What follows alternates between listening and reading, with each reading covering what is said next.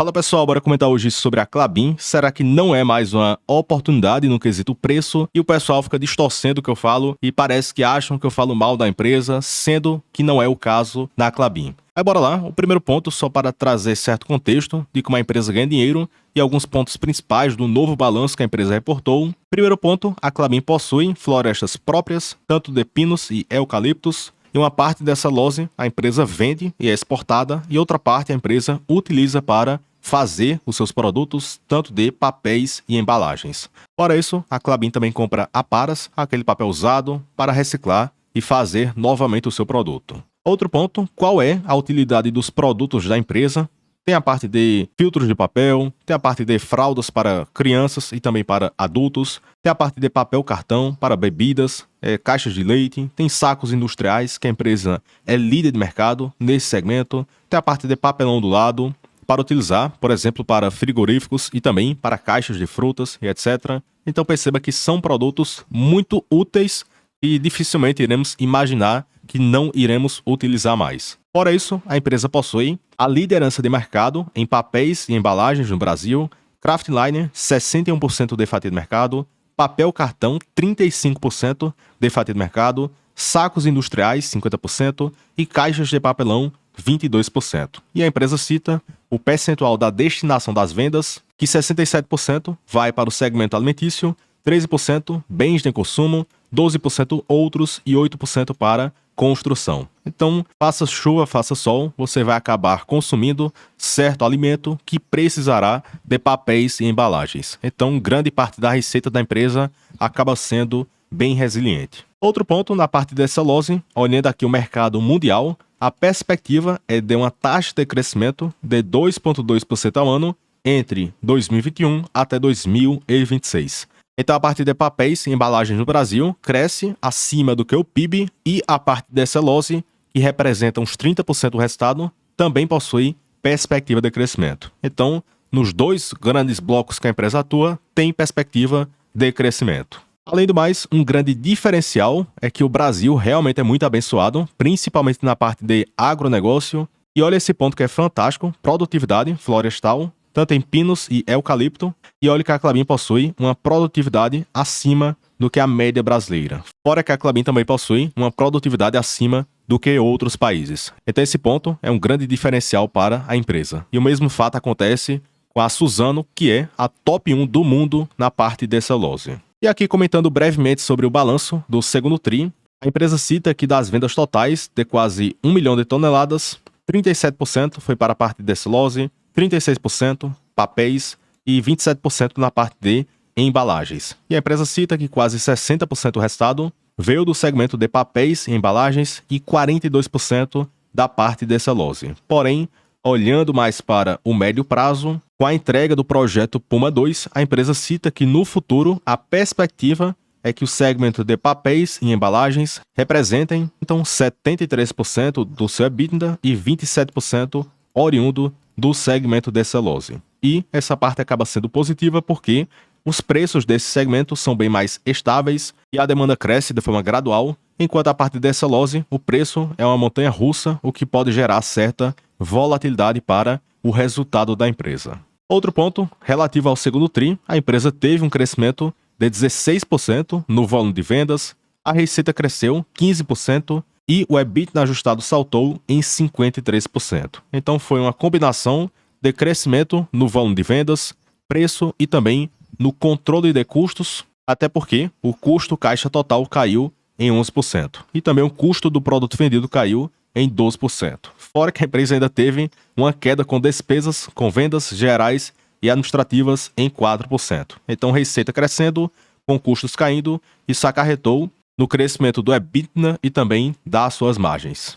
Para isso, como a Klabin tem investido muito e recentemente fizeram uma aquisição, a empresa cita que a relação de alavancagem cresceu para 3,5 dívida líquida sobre EBITDA, o que fica sendo uma empresa com uma relação de alavancagem elevada e eles esperam que neste ano acontecerá um pico de alavancagem com uma queda no próximo ano. Então, historicamente, a Klabin sempre operou com uma dívida alta, então esse ponto seria um risco para a empresa. Além do mais, recentemente eu postei um vídeo com essa capa, não seja iludido, é Klabin versus Irani, porque eu mostrei uma curiosidade envolvendo o retorno total. E também comentei sobre o pagamento de proventos, que historicamente não foi elevado na Klabin. E algumas pessoas distorceram o que eu falei e não entenderam muito bem. O Antônio comentou o seguinte: teu vídeo em geral é bom, mas não entende porque o mercado gosta da Klabin, demonstra certa inocência. Aí ele comentou que a Klabin é uma empresa sólida, atua há décadas no mercado, é consistente, exporta, tem muita liquidez, etc. E eu concordo com tudo que ele falou e não existe um vídeo aqui no canal que eu falei mal da Klabin. Apenas que eu não acho que é uma excelente opção para receber proventos, principalmente no patamar de preço atual. E aqui, o único ponto que eu destaquei ou é o preço, que não está atrativo, e também se a ação fica, entre aspas, cara, o dividend yield não acaba se tornando atrativo. Então, o único ponto que eu destaquei, daí acabaram distorcendo tudo o que eu citei no quesito pagamento de proventos. E também tem aquele ponto, por que só existe esse encanto na Klabin e ninguém comenta sobre a Suzano, que é a top 1 do mundo em celulose, e também a Irani, que gerou muito valor para o acionista. Porque em 2 anos, mesmo considerando essa grande queda recente na Irani, ela entregou 39%, o que bateu a Klabin e a Suzano. Já para 5 anos, 119% na Irani, e também bateu a Klabin e a Suzano. E para 10 anos, a Suzano deu de lavada 607% versus 216% da Klabin e 269% da Irani. Então, a Klabin tem perdido para a Suzano e para a Irani,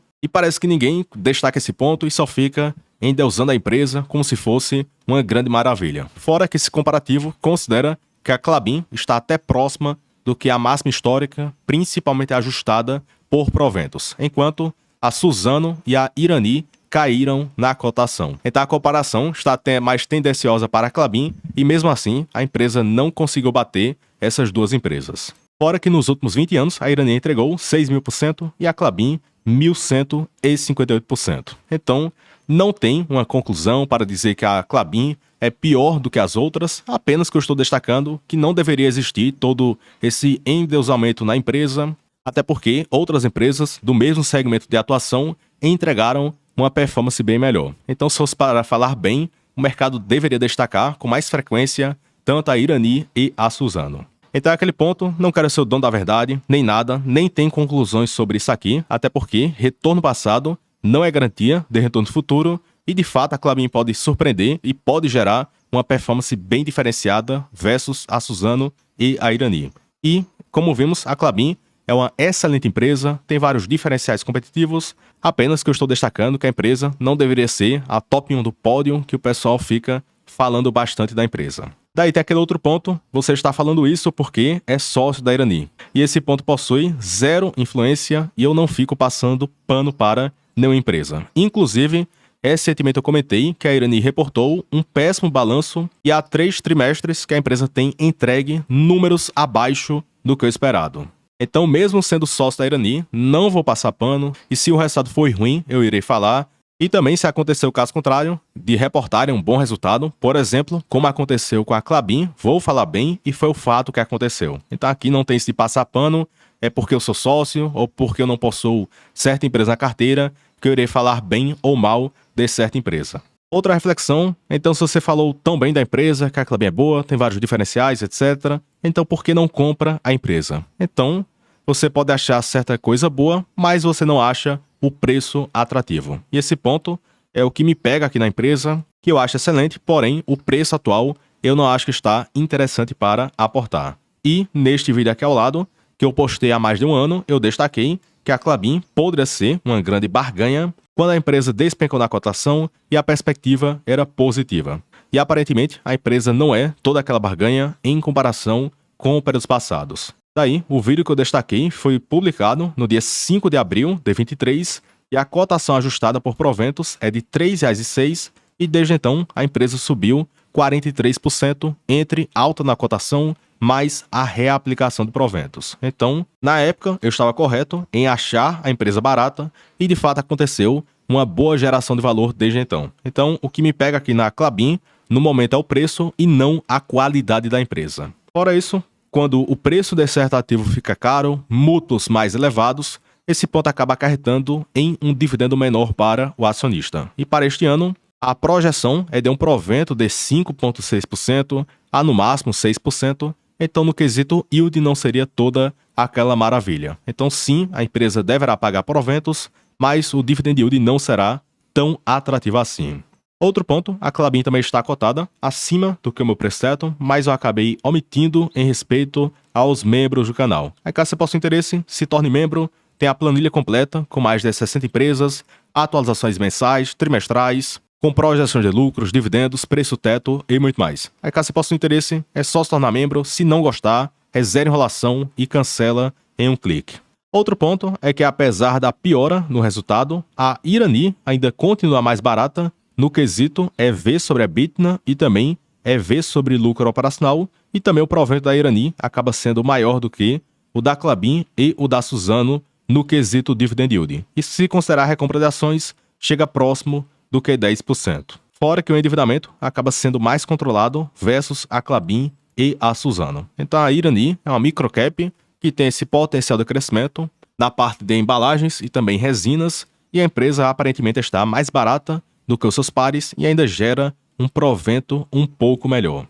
E por fim, no quesito proventos, a Suzano é péssima e só pagam uma vez por ano, 2 vezes, e o dividendo é muito baixo no quesito percentual, enquanto a Klabin e a Irani pagam trimestralmente e a Datacom até são bem parecidas. Por quê? A Klabin anuncia para fevereiro, maio, agosto, outubro e dezembro. Então, neste ano já tivemos vários proventos para fevereiro, maio, uma bonificação de 10%, agora para agosto e possivelmente iremos ter para outubro e dezembro deste ano. Então, tanto a Irani e a Klabin pagam de 4 a 5 vezes por ano. Então, sempre terá esse pinga-pinga frequente para reinvestir e comprar mais ações. Então, pessoal, comentamos aí brevemente sobre a Klabin. Não tem nada de errado aqui com a empresa, se é ruim, etc. A empresa tem uma qualidade muito boa, tem vários diferenciais competitivos, apenas o que pesa aqui na conta é o preço atual da empresa. E a mesma coisa acontece com outras empresas, por exemplo, a parte de transmissão de energia, que eu acho fantástica, porém,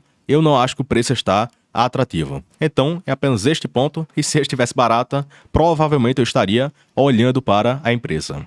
Então, pessoal, por esse é isso. Deixe o gostei no vídeo, comentem dúvidas e sugestões, e também, se você quiser trocar de corretora, eu utilizo a corretora do BTG Pactual, que é bem completa e é uma das melhores do país. E aqui abaixo possui um link de um formulário e preenchendo muito rápido esse formulário, em breve o pessoal entrará em contato com vocês. Então vocês podem conseguir vários benefícios no BTG, além do cartão Black. Aí caso você possa ter interesse, link aqui abaixo. Então pessoal, até o próximo vídeo e forte abraço.